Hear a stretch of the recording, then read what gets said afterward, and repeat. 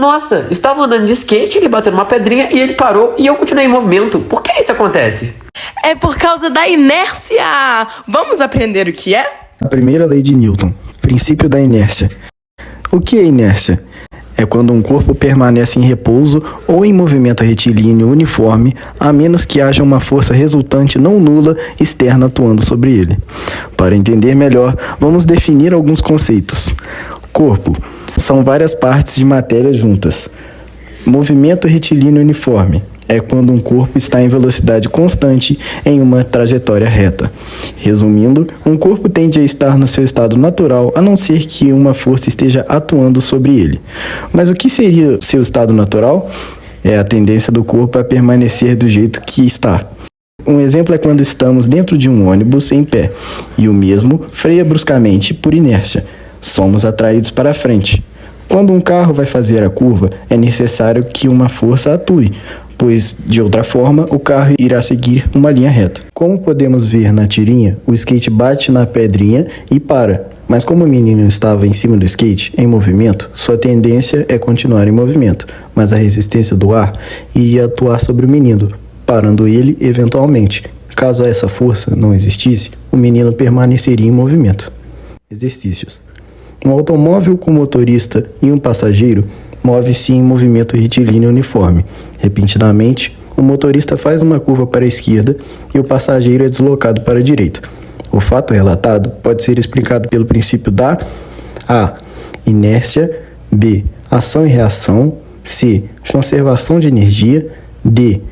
Conservação do movimento angular.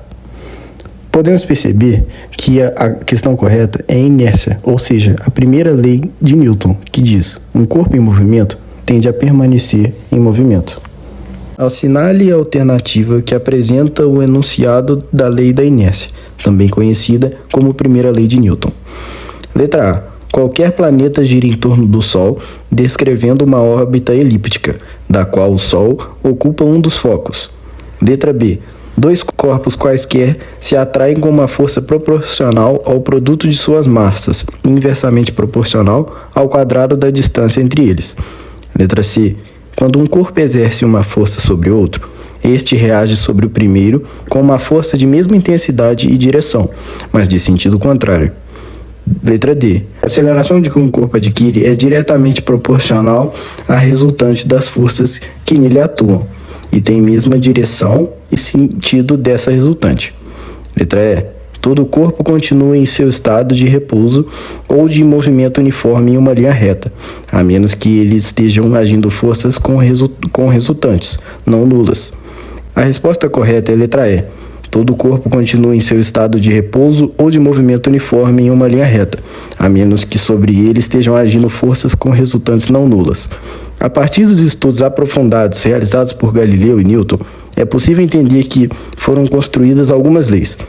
Tais leis são conhecidas como as leis de movimento, e elas tendem a relacionar o movimento e a força que são aplicados em um determinado corpo. A lei da inércia diz que ela é a tendência que os corpos possuem em permanecerem em seu estado natural de repouso ou em movimento retilíneo uniforme. Uma pedra gira em torno de um apoio fixo, presa por uma corda. Em um dado momento, corta-se a corda, ou seja, cessam-se de agir forças sobre a pedra. Pela lei da inércia, conclui-se que A. A pedra se mantém em movimento circular. B. A pedra sai em linha reta, segundo a direção perpendicular à corda no instante do corte. C. A pedra sai em linha reta, segundo a direção da corda no instante do corte. D. A pedra para. E. A pedra não tem massa.